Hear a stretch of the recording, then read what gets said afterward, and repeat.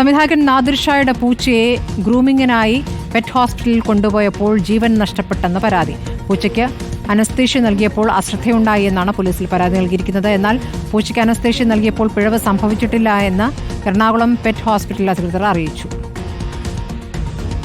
സംവിധായകൻ നാദിർ ഷായുടെ നോബൽ എന്ന പൂച്ചയെ ഗ്രൂം ചെയ്യാൻ എറണാകുളം പെറ്റ് ഹോസ്പിറ്റലിൽ കൊണ്ടുവന്നത് ഇന്നലെ രാത്രിയാണ്.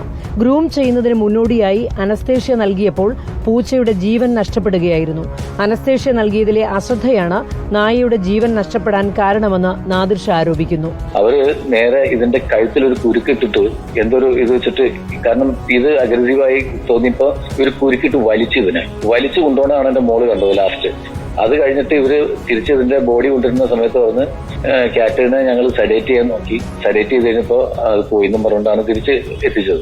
ഒന്നില്ലെങ്കിൽ അവര് പരീക്ഷണം നടത്തിയപ്പോ ക്യാറ്റ് പോയി, അല്ലെങ്കിൽ അവർ ആ കഴുത്തിൽ കുരുക്കിട്ട് വലിച്ചപ്പോ ആ ക്യാറ്റ് പോയി.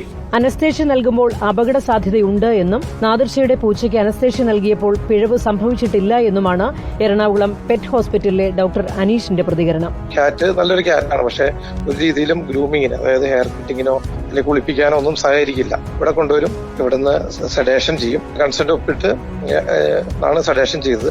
സഡേഷൻസ് ഒക്കെ റിസ്ക് ഉണ്ട് അതിൽ എന്ന് വെച്ച് അത് കൊടുക്കുന്ന എല്ലാ പെറ്റ്സിനും എന്തെങ്കിലും സംഭവിക്കാന്നല്ല. അപ്പൊ ഒരു പ്രശ്നങ്ങളും ഉണ്ടായിട്ടില്ല.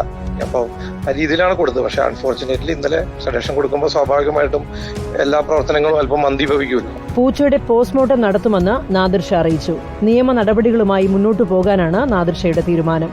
റിപ്പോർട്ടർ, കൊച്ചി.